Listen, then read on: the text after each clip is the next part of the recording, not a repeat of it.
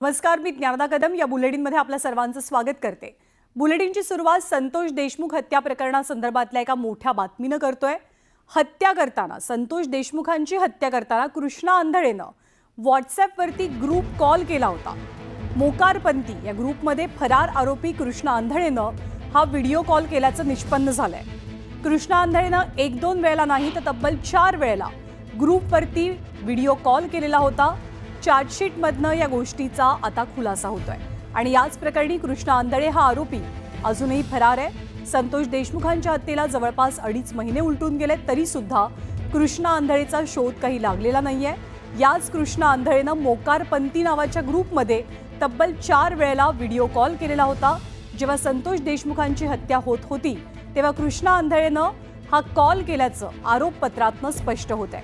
काही व्हिडिओ सुद्धा समोर आले, फोटो समोर आले।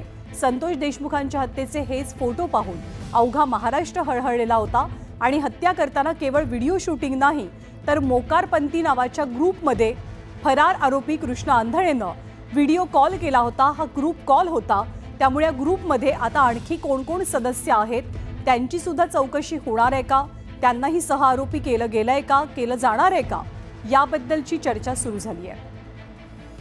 सुरेश जाधव आपल्याला अधिक माहिती देतात। सुरेश, काय नेमकं चार्जशीटमधनं आता पुढे समोर येत आहे? ती 1,500 पानाची जी चार्जशीट आहे त्या चार्जशीटमधनं एक धक्कादायक माहिती समोर येते। विशेष म्हणजे जे फोटो काल समोर आले होते त्या फोटोमध्ये कृष्णा आंधळे कुठेही त्या फोटोमध्ये आढळून आलेला नव्हता।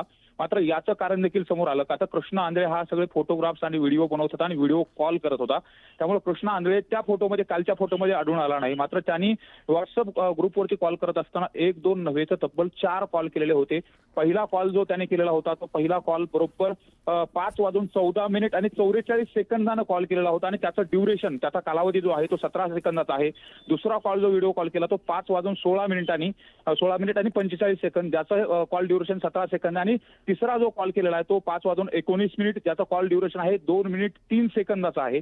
आणि चौथा जो व्हिडिओ कॉल केलेला आहे तो सगळ्यात मोठा व्हिडिओ कॉल आहे, तो 5:26 व्हिडिओ कॉल आहे आणि त्याचं जे ड्युरेशन आहे ते जवळपास 2 मिनिट 44 सेकंदाचं आहे। त्यामुळे या सगळ्या व्हिडिओ कॉलच्या माध्यमातून ते कुणाला आणि काय दाखवायचा प्रयत्न करत होते। विशेष म्हणजे मारहाण करत असतानाचा हा व्हिडिओ कॉल आहे जो फॉरेन्सिक लॅबमधून तपासून आलेला आहे आणि ही 4 वेगवेगळे व्हिडिओ कॉल करण्यात आलेले होते।